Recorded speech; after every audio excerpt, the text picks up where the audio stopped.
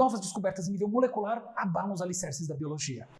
Darwin e Wallace criaram a teoria da evolução por seleção natural nos anos de 1858 e 1859, mas nunca tiveram contato com a obra de Gregor Mendel, aquele monge das ervilhinhas. O que isso significa na prática é que, a despeito de falarem na hereditariedade de maneira muito profunda e precisa, os pesquisadores nunca desenvolveram uma estrutura molecular do ponto de vista teórico e do ponto de vista prático para explicar esses fenômenos. A junção desses dois campos aconteceu nas décadas de 1930 e 1940, dando origem à chamada nova síntese, que até hoje é o cânone em evolução. De acordo com ela, na sua visão atual, a gente pode dizer que os genes são os vetores da hereditariedade e da evolução por seleção natural. Os genes carregam as características que vão dar variação e, portanto, que vão dar as vantagens relativas dos fenótipos. E essas condições fundamentais, elas vão surgindo como variação através de mutações que entram nos códigos genéticos ao acaso. Mutações positivas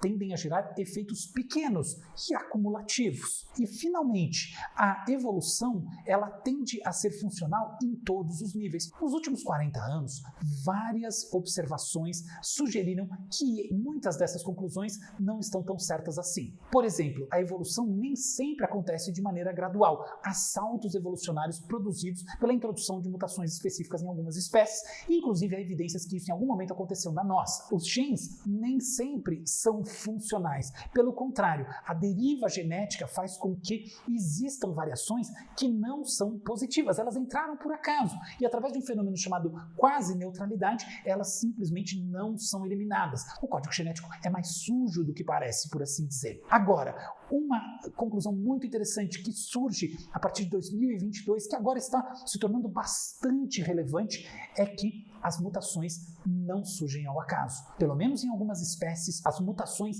tendem a acontecer com uma frequência menor nos genes mais importantes do que nos menos importantes. E mais ainda, as mutações, quando começam a gerar efeitos cumulativos de caráter negativo, tendem a ter a sua velocidade reduzida naquele espaço do genoma. As razões para isso ainda são desconhecidas, mas parece que envolvem uma sensibilidade à quantidade diferencial de guanina e citosina, o famoso CG do DNA, assim como a presença de mecanismos de reparação de natureza epigênica, ou seja, paralela à ação dos genes, que vão minimizando esses erros e aí, portanto, eliminando mutações. De uma forma ou de outra, o que é importante a gente pensar é que aquela visão da vida em que o fenótipo, em que a estrutura, ela é completamente passiva em relação à sua base molecular, está sendo revista em prol de uma em que as duas coisas têm uma relação muito mais dialética, muito mais dinâmica e, em última análise, muito mais intuitiva.